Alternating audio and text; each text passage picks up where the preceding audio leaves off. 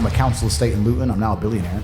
And it's because I actually tried my best. If I carry on at the trajectory I'm carrying on, they're gonna put me in jail because I'm too influential and I'm too dangerous. If you ask a woman the kind of man she wants, she will never say depressed or sad, ever. She wants a man who is ultra capable, ultra competent. You guys are all successful enough. You can sit there and say, look, I do X, Y, Z, I have X, Y, Z. There's people out there with money like you couldn't fathom. There is so much money in the world. If you want to stay a loser, stay one. Good, it's fine. Stay a loser. I have no sympathy for you. I don't care. I believe there's only 3 reasons people are not. I believe in every point I make. However, there are points I make in a deliberately aggressive fashion to upset people. Yeah, I do that. But I do still mean everything I say. Perhaps it can do, but you know, I'm not afraid of, I mean, I'll state right here, I've had a lot of people say, what's it like to be canceled? And you know, the whole world hated you and everyone was out to get you. And there was all these people trying to contact your family and dox their addresses. And I didn't give a fuck. I don't care. Maybe I'm supposed to care, but I've had real problems in my life. I'm not some YouTuber. I've done real things with real difficulty and real issues.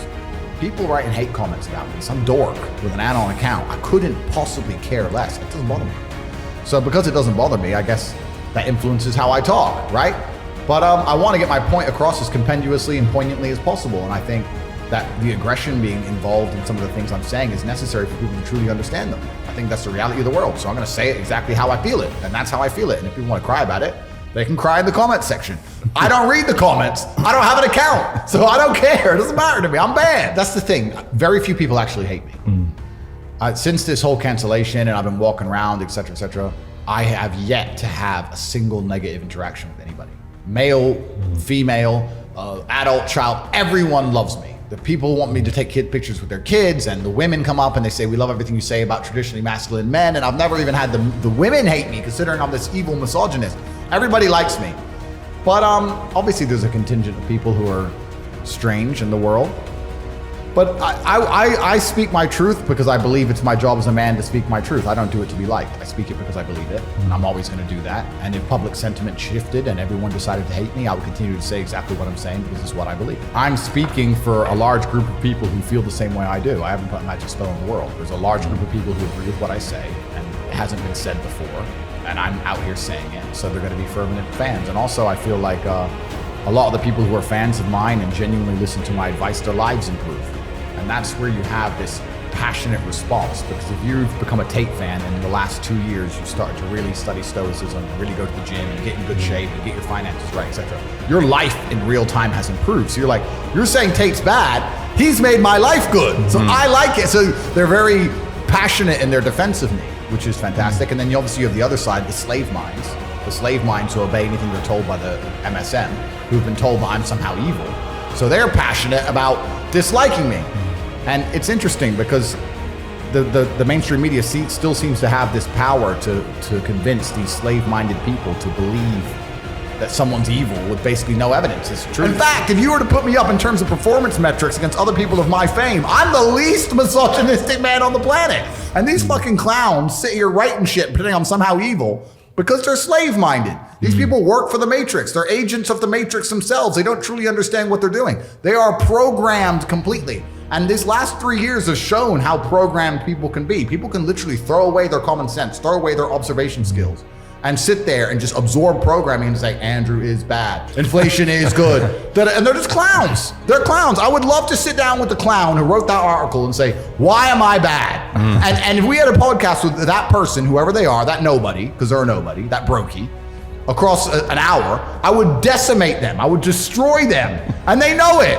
They'd make a fool of themselves. So they just sit there and go, and hide back in their cave to talk more shit. And most people who have power in their lives don't understand exactly how power works. And power is a fantastic thing to wield, but there's always a line. And once you overstep that line, you have a difficult choice. So we can apply it to, let's say, a government. If you're a government, you have power. If people start to riot, you can send the riot police. That's fine.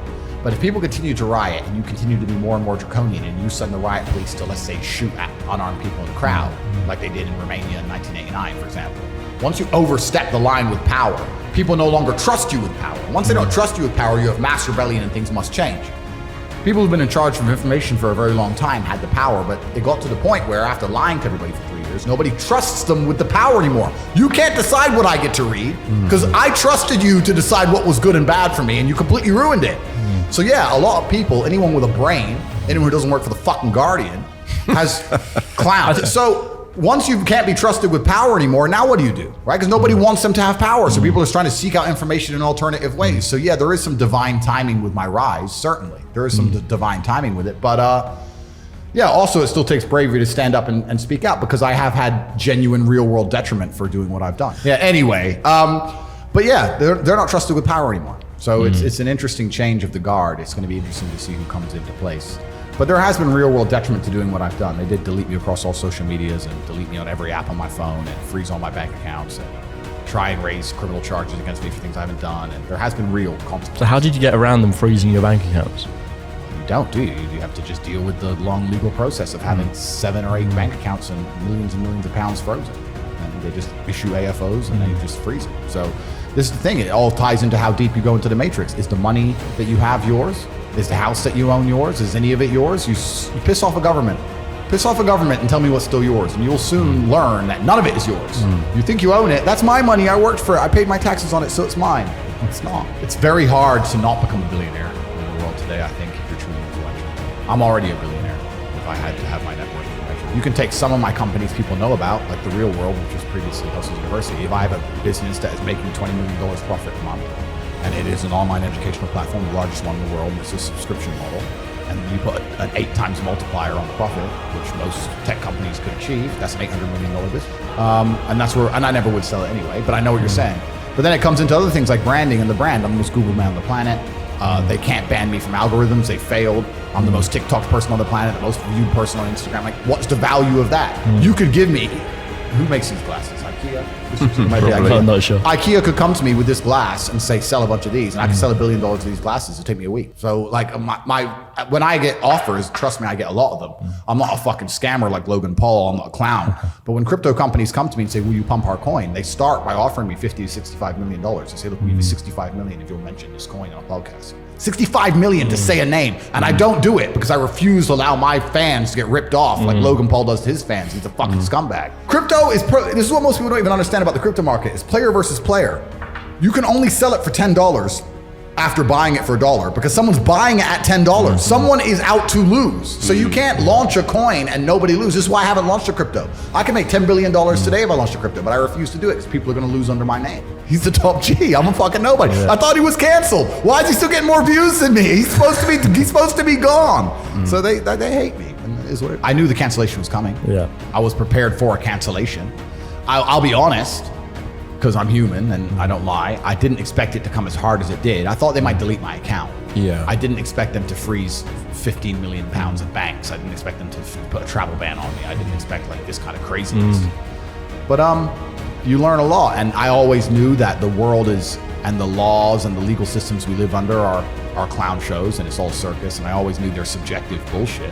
But when you're actually at the end of it and you're seeing how subjectively stupid laws are, it's ridiculous for them to sit there and say, Andrew said women can't park cars, so that's hate speech, so that's a crime, so that's bail, so that's a travel ban. Name a fucking dude who hasn't said women can't park. Like this is literally insanity. But the laws are all subjective. So when you're at the end of it, it's kind of interesting. I was prepared for it for a very long time. There's very old videos of me talking about how you can't live on one grid. You can't live off grid either. So the only way you can protect yourself is to live on as many grids as possible. So for a very long time, I was prepared by having multiple passports and banks all around the world and all that kind of thing. So they failed to damage me like they wanted to, but it was an interesting few months, that's for sure.